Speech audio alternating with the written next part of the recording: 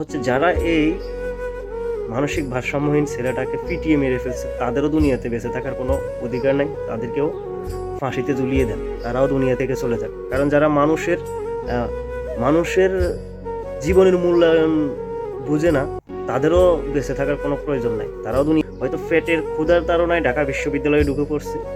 ঢাকা বিশ্ববিদ্যালয়ে ঢুকে পড়ার পরে হয়তো পেটের ক্ষুধার তাড়নায় হয়তো কারো কোনো একটা জিনিস নিয়ে খাইছে, এখন এটাকে কেন্দ্র করে ছেলেটাকে পিটিয়ে মেরে ফেলছে।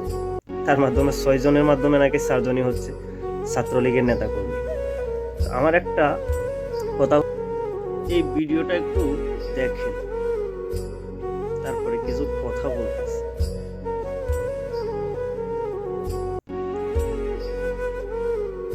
ছেলেটাকে ভাত খাওয়াইতেছে, এটা হচ্ছে ঢাকা বিশ্ববিদ্যালয়ের ঘটনা।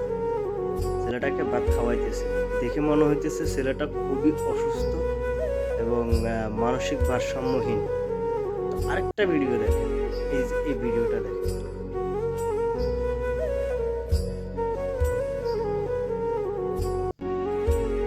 এটা হচ্ছে ভাত খাওয়ানোর পরের ঘটনা। ছেলেটাকে ভাত খাওয়ানোর পরে,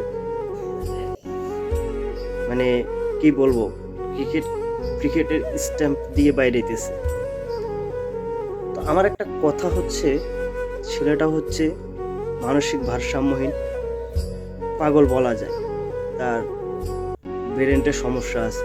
ছেলেটা নাকি একটা মেয়েকে ভালোবাসত, তাও নাকি কোনো এক মেয়রের মেয়ে। ছেলেটার মেয়েটার সাথে রিলেশন থাকা অবস্থায় মেয়েটার বিয়ে হয়ে যায়। বিয়ে হয়ে যাওয়ার পরে ছেলেটা কিছুটা মানসিকভাবে ভেঙে পড়ে।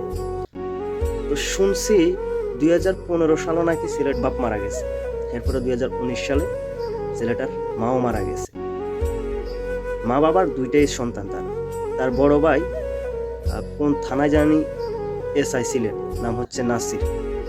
তো মা বাবা যখন মরে যাওয়ার পরে ছেলেটা একেবারে পুরোপুরি ভেঙে যায়, তার প্রেমিকাও চলে গেছে তাকে ছেড়ে। তো বড় ভাই তাকে দেখাশোনা করে। ছেলেটা মনে হয় মাস্টার্স পাস করছে, যতটুকু শুনতে পারছি মাস্টার্স পাস করছে। তো 2023 সালে মনে হয় প্রথম রোজায় নাকি বড় ভাইয়ের ক্যান্সার ধরা পড়ে। 15 রমজানে বড় ভাই দুনিয়া থেকে চলে যায়। ছেলেটা পুরোপুরি একা হয়ে যায়। একা হয়ে যাওয়ার পরে ছেলেটা একেবারে পাগল উন্মাদ হয়ে গেছে, যেটা ওর মামাতো বোনের স্টেটমেন্টের মাধ্যমে জানতে পারছি।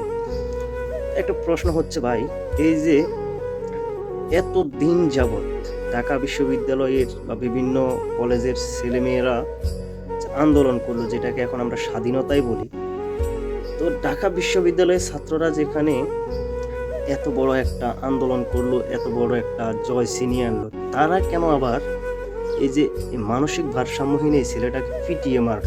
এখানে কিন্তু একটা প্রশ্ন থেকে যায়।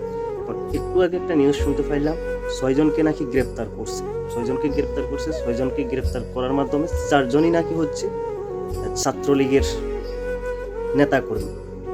তাহলে এই ঘটনাগুলো কেন ঘটাইতেছে? এখন খুব স্পষ্টভাবে বোঝা যাচ্ছে যে নতুন করে আবার একটা দেশের মাধ্যমে দাঙ্গা হাঙ্গামার আলামত দেখা যাচ্ছে। এই ছেলেটার সাথে নাকি আরো একটা মানুষকে নাকি পিটিয়ে হত্যা করছে। সাধারণ একটা ফোন চুরি হয়েছে।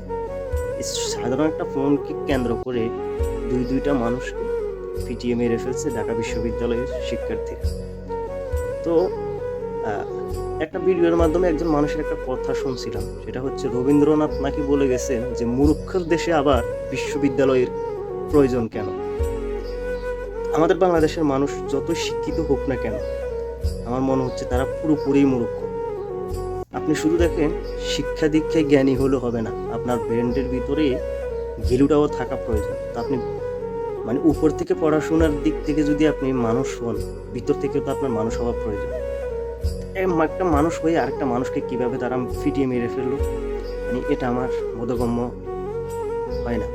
কিন্তু এই যে এই ছেলেটার আর কয়েকটা ভিডিও আজকে 2 দিন পর্যন্ত দেখতেছি, কোনো কথা বলতেছি না। যখন 15 জুলাই যখন পুলিশের সামনে এই ছেলেটার একটা ভিডিও, 30 সেকেন্ডের একটা ভিডিও আমি দেখতে পাইলাম। এই ভিডিও, আমার আব্বা আম্মা নাই, আমার বড় ভাই ছিল পুলিশের সাব ইন্সপেক্টর, যে রাষ্ট্রের জন্য কাজ করেছে, তারপর আজকে চাকরি নেই, হতাশা। এখানে ছেলেটার আরো কয়েকটা ভিডিও ফুটেজ আমার কাছে আছে, 10-15 সেকেন্ডের করে। আমার কাছে দেখে মনে হচ্ছে ছেলেটা অত্যন্ত নম্র ভদ্র। আবার একটা ভিডিওতে শুনতে পাইলাম ওর বাবাকে না জানি কাকে বলতেছে যে এই দুনিয়াতে আমি অনেক কষ্ট পাইছি, আমি যদি মারা যাই আমাকে এই জায়গাটাই কবর দিই। তো গতকালকে আবার একটা লাইভ ভিডিও দেখলাম, ওর জানাজা হচ্ছে। ওর এলাকার যারা হয়তো তাদের আত্মীয় স্বজনের মাধ্যমে হবে, সবাই বলা বলি করতেছে ছেলেটা নাকি খুবই ভালো ছিল। ওর যখন মানসিক ভারসাম্য হারিয়ে ফেলে তখন ও কখনো কারো ক্ষতি করে নাই। ওর যখন পেটে খিদে লাগতো, যেহেতু কোনো কাজ করতো না বা কাজ করতে পারতো না, যখন একটা মানুষ মানসিকভাবে ভারসাম্যহীন, তখন তার পক্ষে তো আর কাজ করাও সম্ভব না। তো সে নাকি মানুষের কাছ থেকে 10 টাকা 20 টাকা চেয়ে খাইতো। এখন এই ছেলেটা হয়তো পেটের ক্ষুধার তাড়নায় ঢাকা বিশ্ববিদ্যালয়ে ঢুকে পড়ছে। ঢাকা বিশ্ববিদ্যালয়ে ঢুকে পড়ার পরে হয়তো পেটের ক্ষুধার তাড়নায় হয়তো কারো কোনো একটা জিনিস নিয়ে খাইছে। এখন এটাকে কেন্দ্র করে ছেলেটাকে ফিটিয়ে মেরে ফেলছে। তার মাধ্যমে 6 জনের মাধ্যমে নাকি 4 জনই হচ্ছে ছাত্রলীগের নেতাকর্মী। তো আমার একটা কথা হচ্ছে, যারা এই মানসিক ভারসাম্যহীন ছেলেটাকে পিটিয়ে মেরে ফেলছে তাদেরও দুনিয়াতে বেঁচে থাকার কোনো অধিকার নাই, তাদেরকেও ফাঁসিতে ঝুলিয়ে দেন, তারাও দুনিয়া থেকে চলে যান। কারণ যারা মানুষের জীবনের মূল্যায়ন বুঝে না, তাদেরও বেঁচে থাকার কোনো প্রয়োজন নাই, তারাও দুনিয়াতে থাকার প্রয়োজন নাই, তাদেরকেও দুনিয়া থেকে বিদায় করে দেওয়া হোক ফাঁসির মাধ্যমে, আইন অনুযায়ী ফাঁসি দিয়ে তাদেরকেও দুনিয়া থেকে বিদায় করে দেওয়া হোক। কারণ এরা তো শিক্ষিত হতে পারে নাই, এরা শিক্ষিত হতে পারে নাই, এমনিতে এরা হয়তো পড়াশোনা করছে, কিন্তু এরা ভিতর থেকে মানুষ হতে পারে নাই, মানুষের মূল্যায়ন বোধটা ওদের মাধ্যমে ছিল না কখনো। আর ছাত্রলীগের বিগত দিনের যে ঘটনাগুলো আমরা দেখে আসছি, এরা হচ্ছে জানোয়ারের চাইতো জানোয়ার। এরা মানুষকে মানে সেকেন্ডের ভিতরে ভ্যানিশ করে দেওয়ার মতো সেই মন মানসিকতা এদের ভিতরে আছে, বিগত দিনগুলোতে আমরা দেখে আসছি।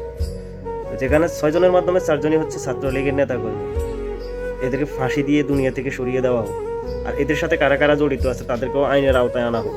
কেন তারা এই ধরনের একটা জঘন্যতম কাজ করলে, একটা নিষ্পাপ জীবন কেন তারা পিটিয়ে দুনিয়া থেকে বিদায় করে দেওয়া হলো, সেটার জবানবন্দি নেওয়া হোক তাদের কাছ থেকে। আসলে ছেলেটার অপরাধটা গেছে, কি সুন্দরভাবে আয়োজন করে তাকে খাওয়াইছে, সেটার ভিডিও সোশ্যাল মিডিয়াতে আপলোড করে দিছে, সেখানে ভালো মানুষের পরিচয় দিছে, খাওয়ার পরে তাকে পিটিয়ে মেরে ফেলছে। ভিডিওটা সবাই শেয়ার করেন আর আপনাদের কমেন্টে অবশ্যই মন্তব্য জানাবেন।